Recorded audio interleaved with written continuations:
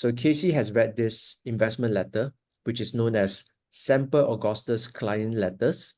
So Semper Augustus, just to give you an intro, it is actually a US registered investment advisor. It practices value investing. Its style of investing is to find businesses that are of good quality and make sure that they don't overpay for it.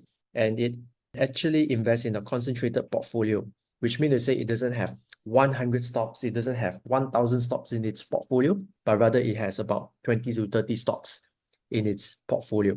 They have a lot of letters, but over here we are just going to focus on the most recent letter, which is the 2023 version, Semper Augustus Investment Letter.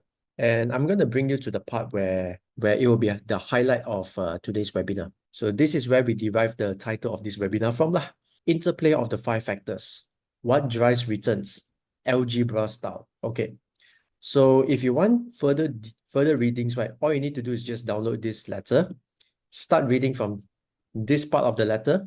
Okay, so it's just a few pages of reading, but these few pages of reading is so deep, so eye-opening that it inspired us to actually come up with this 1-hour webinar. It doesn't matter what business, we'll go through the same old formula.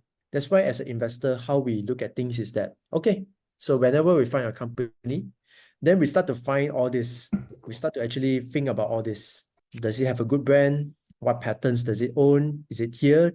Does it have a distribution network? What's the market share like? Is the business model the one that generates repeat businesses or repeat customers?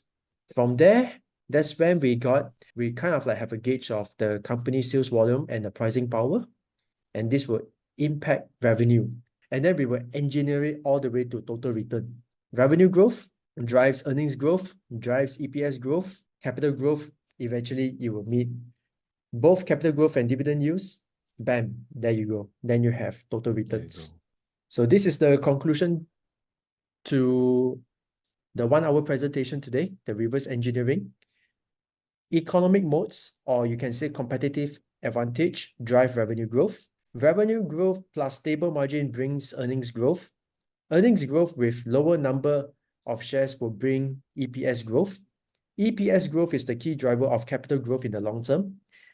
Dividends are sweet, and if you add it with capital growth, it will contribute to total returns of a stock over the long term.